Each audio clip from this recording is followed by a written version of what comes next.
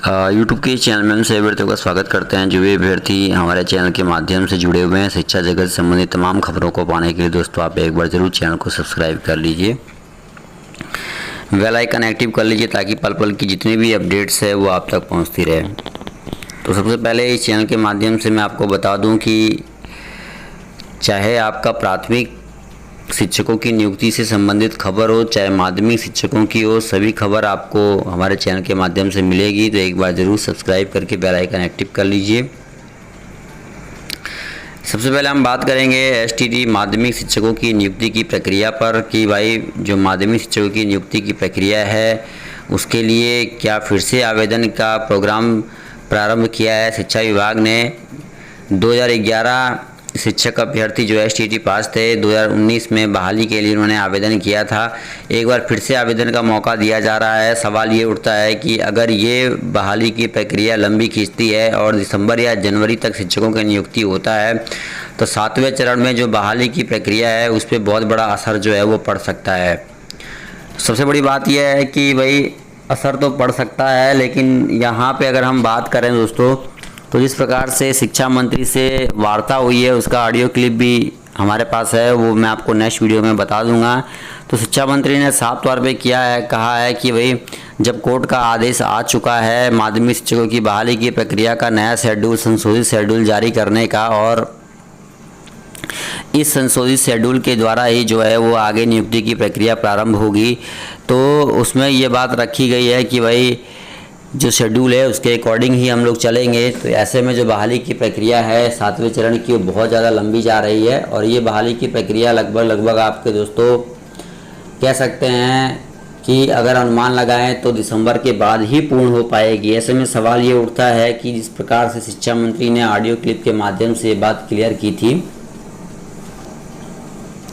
कि शिक्षकों की जो नए चरण में नियुक्ति होगी वो 6ठे चरण की नियुक्ति की प्रक्रिया के पूर्ण होने के बाद ही होगी, यानी कि जैसे ही 6ठे चरण का नियुक्ति प्रोग्राम आपका कंप्लीट हो जाएगा उसके बाद जो है वो 7वें चरण की नियुक्ति की प्रक्रिया प्रारंभ होगी। तो ऐसे में सवाल ये उठता है कि अगर 6ठा चरण लंबा खींचता है, दे सकते हैं जैसे कि आपको स्क्रीन पे दिखाई दे रहा है कि हाई स्कूल शिक्षक नियोजन को 18 अगस्त से 17 सितंबर तक लिए जाएंगे आवेदन। तो डेट यहाँ पे दे दी गई है कि हाई स्कूल शिक्षक नियोजन को 18 अगस्त से 17 सितंबर तक लिए जाएंगे आवेदन। जिन अभ्यर्थियों ने पहले आवेदन किए हैं उन्हें फिर से आवेदन करने की आवश्यकता नहीं होगी। एसटीटी 2019 के लिए महिलाओं को अलग से उत्तीर्णांक में 5% की छूट नहीं दी जाएगी।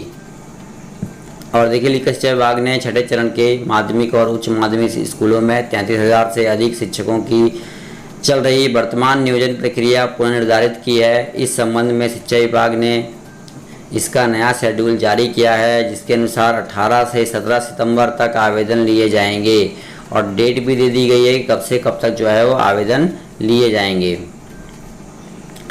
एसटीटी 2019 के लिए महिलाओं को अलग से उत्तीर्णांक में 5% की छूट नहीं दी जाएगी। माध्यमिक शिक्षक पात्रता परीक्षा एसटीटी 2019 के लिए महिलाओं को अलग से उत्तीर्णांक में 5% की छूट नहीं दी जाएगी। तो देखिए दोस्तों कह सकते हैं कि एसटीटी नियुक्ति प्रक्रिया जो आपकी चलेगी, यानी कि जो आवेदन की प्रक्रिया में बड़ा बदलाव हुआ है। अब कहीं ना कहीं ये बात कहा गया है कि जो लोग भी नए सिरे से आवेदन कर रहे हैं और या जिन लोगों ने पहले भी आवेदन कर दिया है सभी के लिए उन्होंने कहा है कि महिला अभ्यर्थियों को जो है उत्तीर्णांक में अलग से 5% का छूट जो है वो नहीं दिया जाएगा। तो एक त्वरित गति से ये बदलाव है जो एसटीटी में शिक्षा मंत्री के द्वारा किया गया है। जबकि पहले अगर हम बात करें जिस समय अभ्यर्थियों ने आवेदन डाला था, बहुत पहले की बात है, कुछ अभ्यर्थियों ने और आवेदन जो इसमें डाला था उसके बाद ये बात जो है की जा रही है, यानी कि बदलाव उसके बाद हो रहे हैं। और जिन अभ्यर्थियों के आवेदन अभी तक नहीं पड़े, यानी कि जिन अभ्यर्थियों ने आवेदन नहीं डाला है उनके लिए एक सुनहरा मौका है कि वो फिर से आवेदन डाल सकते हैं।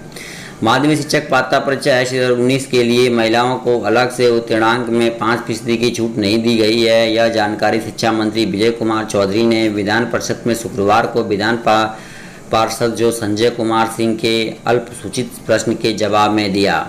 2011 में आरक्षण की व्यवस्था नहीं थी। मुख्यमंत्री नीतीश कुमार के नेतृत्व में सरकार ने महिलाओं के लिए आरक्षण की व्यवस्था कर महिला सशक्तिकरण के लिए काम किया है। शिक्षा मंत्री ने कहा कि इस परीक्षा के लिए जारी मार्गदर्शिका और बिहार बोर्ड द्वारा प्रकाशित विज्ञापन में सामान्य कोटि के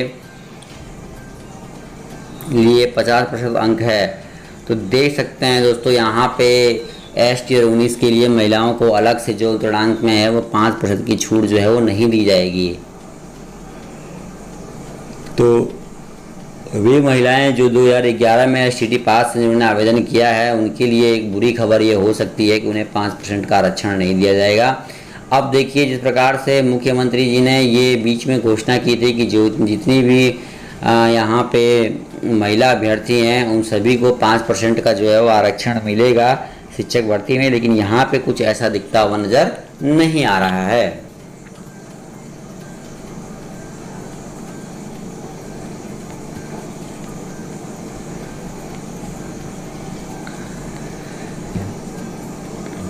तो देखिए, दूसरी खबर है, शिक्षक अभ्यर्थियों की काउंसलिंग के लिए हर जिले में बने कंट्रोल रूम। 3 अगस्त तक होने वाली काउंसलिंग में फोटोयुक्त पहचान पत्र की जांच। जी हाँ दोस्तों, काउंसलिंग में भी अब कुछ अहम बदलाव देखने को मिल रहे हैं और विभाग जो है वो फूक फूक के कदम रख रहा है, क्योंकि विभाग नहीं चाहता है कोई इसी प्रकार की कोई भी गलती हो जिसका खामियाजा जो है शिक्षा विभाग को उठाना पड़े, इसलिए फूक फूक के कदम जो है वो रखा जा रहा है। वहीं देखिए, CTET परीक्षा में बड़ा बदलाव, होगी ऑनलाइन परीक्षा। जी हाँ दोस्तों, पहले तक ऑफलाइन परीक्षा होती थी, अब कहीं ना कहीं नई शिक्षा नीति जो है वो दिखने लगी है। केंद्रीय शिक्षक पात्रता परीक्षा में बड़े बदलाव हो रहे हैं। केंद्रीय माध्यमिक शिक्षक बोर्ड के ऑफिशियल नोटिस जारी कर इस बारे में जानकारी दी है। CBSE ने बताया कि CTET 2011 का पैटर्न भी अलग होगा, 2021 का पैटर्न भी अलग होगा। साथ ही ऑफलाइन मोड पर परीक्षा नहीं ली जाएगी। CBSE CTET में जो बदलाव किए जा रहे हैं वह राष्ट्रीय शिक्षा नीति 2020 के तहत है। CBSE बोर्ड ने कहा कि NEP में रटने वाली पढ़ाई खत्म करने की प्रावधान बनाया गया है। इसी अनुसार सेंट्रल टीचर्स एलिजिबिलिटी टेस्ट के सिलेबस और प्रश्न पत्र के पैटर्न में भी बड़े बदलाव किए गए हैं। तो कह सकते हैं दोस्तों, CTET में बड़ा बदलाव जो है वो किया गया है और दे सकते हैं होगी ऑनलाइन एग्ज़ाम। तो दे सकते दोस्तों, लिखा है कि दूसरा बड़ा बदलाव CTET आयोजित करने के मोड को लेकर किया जा रहा है। CBSE ने बताया कि दिसंबर 2021 और 22 जनवरी में देख सकते हैं, लिखा है कि जनवरी 2022 में होने वाली CTET परीक्षा ऑनलाइन मोड पर ली जाएगी। बोर्ड का कहना है कि इससे आने वाले शिक्षक कंप्यूटर और इंटरनेट फ्रेंडली भी हो सकेंगे। साथ ही OMR शीट्स और प्रिंटेड क्वेश्चंस पेपर्स ना होने से बड़ी संख्या में कागज़ की बर्बादी भी रुकेगी और धांधली भी कम होगी। तो देख सकते हैं दोस्तों, CTET में अहम बदलाव कर दिए गए हैं। पहले चरण के लिए बने केंद्र पर ही होगी पंचायत इकाइयों की काउंसलिंग। तो बड़े बड़े बदलाव देखने को मिल रहे हैं और कह सकते हैं कि भाई अब कहीं ना कहीं अभ्यर्थी जो हैं उनका रुझान भी सामने आया है। तो देखते हैं अब आगे क्या कुछ। और यहाँ आप देख सकते हैं दोस्तों, मैं आपको दिखा देता हूँ। आगे देखिए, यहाँ पे खबर आई है, प्रशिक्षित DLED और BEd अभ्यर्थी की ही नियुक्ति के लिए पात्र। देख सकते लिखे हैं, प्रशिक्षित DLED और BEd अभ्यर्थी। कहा गया है कि जो प्रशिक्षित BEd अभ्यर्थी हैं वही नियुक्ति के लिए पात्र होंगे। ठीक है, तो देख सकते हैं, शिक्षा मंत्री विजय कुमार चौधरी ने कहा कि प्राथमिक और उच्च विद्यालयों में शिक्षकों की नियुक्ति में अर्हता राष्ट्रीय अध्यापक शिक्षक परिषद द्वारा निर्धारित होती है। अतः 3 पदों पर वर्तमान में प्रशिक्षित DLED धारी और BEd अभ्यर्थी ही नियुक्ति के लिए पात्र होंगे। तो ये भी बात कही गई है, जो नियुक्ति की प्रक्रिया चल रही है इसमें कहा गया है कि प्रशिक्षित DLED और BEd अभ्यर्थी की ही नियुक्ति हो पाएगी। चलिए दोस्तों, इस वीडियो में इतना ही। पसंद आया तो शेयर कीजिएगा। धन्यवाद। जय हिंद।